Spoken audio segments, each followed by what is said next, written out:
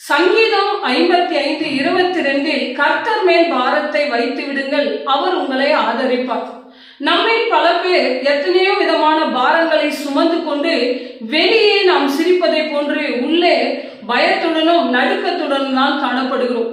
அந்த பாரங்கள் எதிர்காலத்தை குறித்ததாக இருக்கலாம், வியாதியை குறித்ததாக இருக்கலாம், குடும்ப கஷ்டங்களை குறித்ததாக இருக்கலாம், பயத்தின் பாரமாகவும் கூட இருக்கலாம். என எத்தனையோ வித பாரங்கள் உண்டு.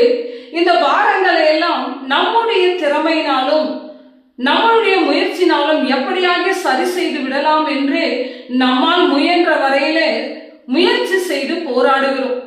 நமக்கு தெரியும், உதாரணமாக பாலைவனத்தில் வாழக்கூடிய விலங்குதான் ஒட்டகம். இந்த ஒட்டகம் மிகவும் உயரமானது. இதன் மேல் அதிகமான பாரங்களை சுமத்தி நீண்ட தூரம் பிரயாணத்துக்கு அதை பயன்படுத்தி கொண்டிருக்கிறார்கள். அதை பாலைவனத்தின் கப்பல் என்று கூட அழைக்கிறார்கள்.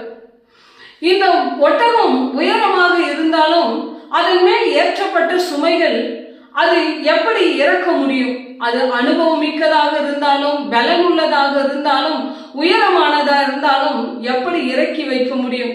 அது மண்டியிடவில்லை என்றால் இறக்க முடியாது. அதே போல தேவனுடைய பிள்ளைகளாகிய நம்முடைய வாழ்க்கையில நாம் எத்தனை திறமைசாலிகள், ஞானம் உள்ளவர்கள், பலசாலிகள், செல்வ சிறப்பிலே உள்ளவர்களாக இருந்தாலும் கூட தேவனுடைய பாதத்தில் மண்டியிடவில்லை என்றால் நம்முடைய பாரங்களும் இறக்க முடியாது. நம்மை பல பேர் நான் பெரியவன், நான் பலன் உள்ளவன், செல்வ சிறப்பில் உள்ளவன், நான் யார் முன்னும் நான் தாழ்வதில்லை என்று நமக்குள் சொல்வோமானால் நம் பாரங்கள் இறக்கி வைக்க முடியாது. பாரங்களை சுமக்கின்ற தோள்களை காட்டிலும் முழங்கால்களில் நிற்கின்ற கால்களே வலிமையானது என்று நமக்கு தெரியும். பிரியமானவர்களே, ஒட்டகம் அவ்வளவு உயரமாக இருந்தாலும் கூட அது குனியும் பொழுதுதான் அதனுடைய உயரம் குறைந்து அதன் மேல் உள்ள பாரங்கள் இறக்கப்படுகிறது. அதே போல நாமும் கூட எத்தனை திறமைசாலியாக இருந்தாலும், பலசாலியா இருந்தாலும் தேவனுடைய பாதத்தில் நாம் மண்டியிடும் பொழுதுதான் நம் பெருமைகள் குறைந்து தன்னை தாழ்த்துகிறவன் அங்கே உயர்த்தப்படுகிறான். ஒட்டகத்தின் ரகசியம் எங்கே உண்டு என்றால் அதனுடைய முதுகிலேயோ, அதனுடைய பலத்திலேயோ, அதனுடைய உயரத்திலே இல்லை. அது மண்டியிடும் பொழுதுதான் அதனுடைய ரகசியம் உண்டு.